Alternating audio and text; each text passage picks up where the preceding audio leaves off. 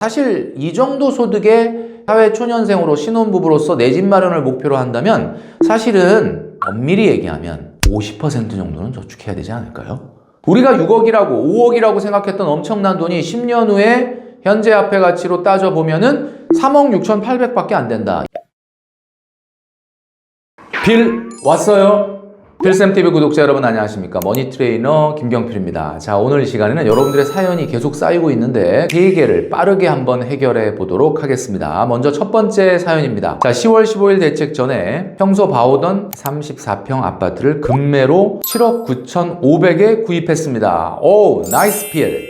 자, 시세가 8억 2,500이라고 하니까 3.7% 정도 시세보다 싸게 산 거네요. 자, 잔금을 치르기 위해 생애 최초 대출을 준비 중인데요. 금액과 조건에 대해서 고민이 많습니다. 연금성 외에 5억 이상의 시드가 있는데 인테리어 재비용까지 하면 3억 정도의 대출을 받으면 되는데요. 투자가 되어 있는 돈이 한 3억가량 됩니다. 이걸 빼야 할지 이것이 고민인데 생애 최초 대출하게 되면 70%이기 때문에 5억까지는 빌릴 수가 있는데 이 기회를 놓치는 것이 아닌가 싶어서 서둘렀습니다. 투자된 곳은 금에서 이미 1억 4천 정도의 수익이 난 상황인데요. 1억 4천이요? 와, 대단하다. 이걸 수익을 실현해서 주담대를 3억만 빌리는 게 나을지 아니면 최대한 빌리고 금은 그대로 남겨두는 게 좋을지 고민입니다. 자, 이분 같은 건 행복한 고민이네요. 정말 나이스 필이라고 말씀드릴 수 있는데 금과 아파트 중에 어떤 게 더 빨리 올라갈까요? 자, 여유자금으로 투자한다면은 몰라도 빚을 내서 투자한다. 그것도 이미 1억 4천이라고 하는 엄청나게 많은 수익이 난 자산에 대해서 투자를 하는 것은 저는 아니라고 봅니다. 그리고 내년에 금리가 오를 거라고 하셨는데 4%대 5년 고정금리를 받는 게 좋을까요? 아니면 그럼에도 불구하고 6개월 변동 금리를 받는 게 좋을까요? 저희 부부 합산 소득은 약 1,000만 원 정도이고 남편은 지방주택을 구매했다 매도한 이력이 있어서 저라도 생애 최초를 활용하기 위해서 혼인신고는 아직 하지 않은 상태입니다. 이렇게 되어 있습니다. 자, 내년에 금리 인상을 하더라도 하반기 이유가 될 거라고 봅니다. 그리고 이제 금리라고 하는 건 제가 전 영상에서 내년도에 금리 인상이 좀 필요할 수도 있다. 그리고 이창용 총재가 이야기했던 내용, 금리 인하의 기조를 바꿀지 안 바꿀지를 데이터를 보고 판단하겠다라는 말씀을 드렸는데 사실 이 금리 인상이라는 게 현재 상황으로는 녹록치는 않은 상황인 거는 확실합니다. 보통 이런 경우에는 은행에서 추천하고 밀고 있는 상품을 보면은 대출이자의 방향을 알 수 있습니다. 이게 무슨 소리지? 만일 은행이 고정금리를 민다 그러면 앞으로 금리가 크게 오르지 않을 가능성이 있다고 판단하는 거죠. 반대로 변동금리를 은행에서 민다 라고 하면 이거는 앞으로 금리가 올라갈 가능성이 크다라고 생각하시면 됩니다. 아, 그러면 무조건 은행에서 추천하는 거 반대로 하면 되겠구나 라고 생각을 하실 수도 있는데 그렇다고 은행에서 권유하는 것을 굳이 반대로 하실 필요는 없다. 왜냐하면 고정금리를 민다면 고정금리의 엄청난 혜택을, 만약 변동금리를 민다면 변동금리의 엄청난 혜택을 집어넣어서 상품을 만들기 때문에 그 상품의 내용을 꼼꼼히 따져보고 한 3년 정도는 시뮬레이션을 해보고 판단하시는 게 좋습니다. 정말 모르시겠다라고 하면요, 초반에 대출 잔액이 큰 시기가 이자 부담이 크기 때문에 초반에 아무래도 대출 이자가 적은 쪽을 선택하시는 게 좋을 것 같습니다.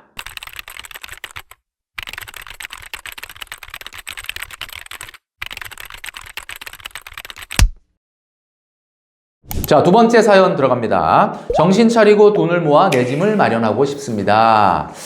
정말 좋은 생각이죠. 나이스 필. 30대 중반의 남자입니다. 결혼은 하였고요. 자녀는 아직 없습니다. 제 연봉은 3,800, 배우자는 프리랜서로 월 100만 원 정도를 받습니다. 교대 근무라서 추가 근무 시 수당이 있고 그 수당을 주식에 적립식으로 돈이 생길 때마다 투자하고 있습니다. 굉장히 좋은 습관이거든요. 봉돈이라고 생각해가지고 쓰시는 분들이 많아요. 이건 내 월급이 아니야. 나한테 보상해야 돼. 라고 쓰시는 분들 굉장히 많거든요. 이거 바로 자, 연봉이 3,800이면요. 월 소득은 290만 원 정도이고요. 프리랜서 100만 원 소득을 합치면 가구 소득은 390만 원이 되겠습니다. 고정지출, 실손 안보험 포함 16만 원, 청년도약 계좌 140만 원, 청약 10만 원, 전세 대출 25만 원, 공과금 10만 원, 중고차로 경차 한 대를 유지 중입니다. 그러나 차량은 언제든지 판매를 생각하고 있습니다. 판매를 생각한다는 건 새로운 차를 사는 게 아니라 경차지만 이것도 팔 생각이 있다. 오, 나이스 필. 이분이 필셈을 의식해서 말씀하신 것 같은데 300만 원, 400만 원대 소득에서는 차를 사지 마라 라고 한 이야기를 아마 염두하신 것 같습니다. 현재 모은 자산은 1,700만 원 정도입니다. 자, 150만 원 정도를 지금 저축하고 있죠. 저축률은 38%네요. 뭔가 정신을 차려야 되겠다라고 얘기한 이유를 알 것 같습니다. 사실 이 정도 소득의 사회 초년생으로 신혼부부로서 내 집 마련을 목표로 한다면 사실은 엄밀히 얘기하면 50% 정도는 저축해야 되지 않을까요? 자, 그런데 39%. 뭔가 조금 아쉽다라는 생각이 들거든요. 자, 그래서 이분이 한 얘기가 앞으로 정신 차리고 돈을 모아 내 집 마련을 하겠다라고 하는 거죠. 높아진 물가, 적은 소득, 그리고 비싸진 집값의 악조건을 생각한다면 이분이 얼마나 더 저축을 해야 될까요? 제가 말씀드렸던 것처럼 딱 절반은 저축하고 돈을 모아야 된다. 만약에 그냥 20-30% 정도의 저축에 머물러 있다라고 하면 지금 여러분이 내고 있는 전세자금 대출 이자와 월세를 어쩌면 계속 내야 될 수도 있다. 정말 이거는 테러블이죠. 자, 마지막으로 세 번째 사연입니다. 이건 조금 긴데요. 지금 이대로 가는 게 좋을까요? 아니면 투자를 해야 하는 걸까요? 저는 26년차 경찰 공무원입니다. 나이는 51세, 연봉은 9천만 원입니다. 아내는 프리랜서 연봉 1억. 자, 맞벌이 부부이며 자녀가 없는 딩크족입니다. 자, 계산을 해보면 세전 연봉이 1억 9천입니다. 실제 소득이 얼마나 될까요? 담세율을 한 25% 정도 잡으면 1,187만 원. 와우, 나이스 필. 경찰 공제 외에 연봉리 5%, 결혼하면서부터 지금까지 2007년 1월부터 납입을 하고 있습니다. 정말 대단합니다. 처음에 20만 원으로 시작했다. 현재는 160만 원을 불입을 하고 있습니다. 최대 300만 원까지 증액이 가능합니다. 현재 1억 6천만 원가량이 적립돼 있고 2035년 6월 기준으로 하면 약 5억 원 정도의 자금이 마련될 것 같습니다. 5억이요? 와. 자, 월 불입금은 180에서 200씩 더 올리면 퇴직할 때 6억 가까운 목돈을 만질 수 있을 것 같습니다. 굉장히 기대에 부풀어 계신 것 같습니다. 자, 그런데 2035년 5억이면 굉장히 큰 돈이죠. 그런데 여러분도 느끼시겠지만 최근에 인플레이션 어떻습니까? 한국은행 홈페이지에 가보시면요, 물가 상승률 목표가 2%라고 딱 나와 있습니다. 근데 정말 우리나라는 2%로 관리되고 있나요? 자, 최근 10월과 11월간 물가 상승률이 2.4%를 기록했습니다. 저는 말이죠, 솔직히 말씀드리면 연간 인플레이션이 한 5%는 되는 것 같거든요. 여러분들은 어떻게 생각하십니까? 퇴직할 때 6억 원, 2035년에 5억, 6억 정도를 받는다. 그러면 이것은 현재 가치로 진짜 5억, 6억일까요? 자, 1 플러스 0.05에 10제곱을 하고 나눠보겠습니다. 그러면 3억 6,800. 테러블입니다. 우리가 6억이라고 5억이라고 생각했던 엄청난 돈이 10년 후에 현재 화폐 가치로 따져보면은 3억 6,800밖에 안 된다. 인플레이션 5% 하에서는 그렇다라는 이야기죠. 자, 퇴직금은 전액 공무원 연금으로 돌릴 생각이고요. 잘하셨습니다. 300만 원 조금 넘는 연금을 수령할 것 같고요. 제가 궁금한 것은 주변 사람들은 경찰 공제의 적립금 1억 6천만 원이면 미국 S&P 500 내지 또는 슈드와 같은 곳에 넣어두든지, 그렇게 되면 10년 후엔 훨씬 더 높은 수익을 올릴 거라고 이야기합니다. 아니면 수도권 아파트를 갭 투자를 권유하기도 합니다. 자, 일단 수도권의 아파트 갭 투자는 지금 불가능하다라고 말씀드릴 수 있죠. 물론 경기도 중에 일부 지역은 갭 투자가 아직도 가능합니다. 10월 15일 날 정부가 발표한 대책에 의하면 서울의 25개 구는 몽땅 경기도의 12개 지역까지 토지거래 허가 지역으로 묶였죠. 그러다 보니까 직접 들어가지 않고 내가 거주하지 않게 된다라고 하면은 갭 투자는 불가능하다라고 볼 수가 있습니다. 자, 이분이 돈을 정말 성실하게 모아 가시는 분 같기는 한데요. 제가 조금 걱정되는 부분이 하나 있습니다. 아내분의 소득과 나의 소득을 공개는 했는데 내가 하는 저축만 이야기한 것 같거든요. 돈 관리를 따로 하는 게 아닐까라는 생각을 하게 되는데, 이분이 집을 사든 투자를 하든 부부가 같이 해야 됩니다. 만약에 소득은 서로 알고 있지만 돈 관리를 따로 하고 있다라고 하면 나중에 이 두 분이 내 집 마련을 한다든지 노후 준비를 한다든지 할 때 중요한 일이 있을 때 서로 돈을 오픈을 했을 때 그거밖에 없었어? 이런 일이 생길 수도 있다라는 이야기죠. 그렇게 된다면 정말 테러블입니다. 자, 지금까지는 돈을 정말 열심히 모아오시고 26년간 재직하시면서 열심히 살아오신 분입니다. 자, 그런데 최근에 자산시장이 워낙 빠르게 올라가다 보니까 뭔가 투자에 대한 권유를 받고 있는 거죠.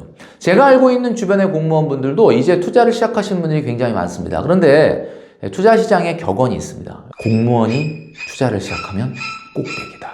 자, 이 공포스러운 이야기는 어디서 나왔을까요? 대부분 자산시장이 계속 상승하다 보면은 그 공포감과 두려움 때문에 결국 투자에 대해서 꺼려하던 공무원들까지 투자시장에 들어오게 되는데 대부분 과거에는 그런 경우가 꼭대기였던 때가 많다라는 이야기입니다. 자, 근데 뭐 그 이야기는 뭐 예를 들면 지금이 꼭대기다라고 이해할 것이 아니라 이분 같은 경우는 10년이라고 하는 관점을 볼 수 있는 분 아니겠습니까? 그러니까 무슨 얘기예요? 1년, 2년 있다가 수익을 내겠다는 게 아니라 2035년 퇴직을 목표로 하고 있는 분이기 때문에 충분히 이제는 전략적 자산 배분을 하실 때가 됐다라고 말씀드리고 싶습니다. 자, 그래서 제가 이분에게는 솔루션을 한번 드리도록 하겠습니다. 필 왔어요? 필 왔어요? 자, 제가 보기에는 전형적인 전략적 자산 배분이 필요한데요. 첫 번째, 개인의 위험 성향, 안정형입니다. 어쩌면 위험 회피형일 수도 있죠. 자, 그렇다면 원칙적으로 얘기하면은 20% 이상은 위험 자산에 넣으면 안 됩니다. 자, 그런데 이분 같은 경우는 두 가지가 생각이 납니다. 첫 번째, 안정형이기 때문에 넣지 말자. 그러면 안전자산에 넣자. 지금과 같이 경찰 공제회라든지 원금이 확실하게 보장되는 예금이라든지 적금에 넣어야 되는 거냐?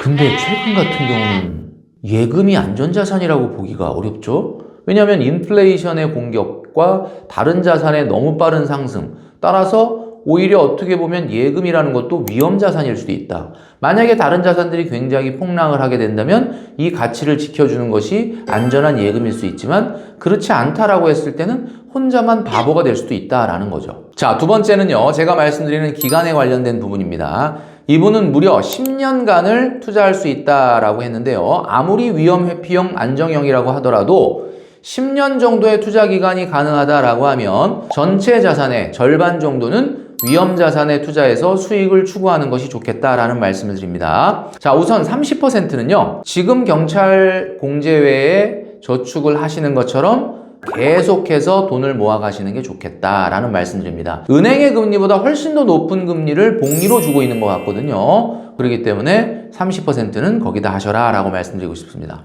자, 그러면 나머지 70%는 어디다 할까요? 자, 미국을 대표하는 지수라고 하면 역시 S&P 500 지수라고 말씀드릴 수 있습니다. S&P 500 지수를 추종하는 ETF에 투자하는 게 좋겠는데요. SPY나 IVV 또는 VOO 등에 투자하실 수 있습니다. 자, 어떤 걸 하셔도 상관은 없는데 중요한 것은 10년이라고 하는 장기적인 관점에서 봤을 때는 수수료가 가장 저렴한 VOO의 50% 정도를 넣으시기 바랍니다. 자, 나머지는 말이죠. 나스닥 100을 추종하는 ETF에 30% 정도를 넣으시는 것이 좋겠다라고 말씀드리고 싶습니다. 세 번째는 말이죠. ISA 계좌에 국내 상장 미국 배당주 ETF에 20% 정도를 투자하시면 좋겠다라고 말씀드리고 싶습니다. 자, 이렇게 전략적 자산 배분으로 운영을 하신다라고 하면 큰 문제 없이 본인이 노후 준비가 완벽하게 되지 않을까라는 생각을 합니다. 자, 그러나 이분이 중간에 집을 사기 위해서 엄청나게 많은 자금을 동원을 해야 된다라는 일이 생긴다면 지금의 전략적 자산 배분의 구조는 달라질 수가 있겠죠. 만약에 제가 지금 말씀드린 것처럼 10년 동안 운영한다면 이런 포트폴리오가 좋겠지만 만약에 5년 안에 집이라고 하는 것에 대해서 굉장히 많은 돈을 투여해야 한다면 지금보다는 위험 자산의 비중을 절반 이하로 낮추시기를 권해드리고 싶습니다.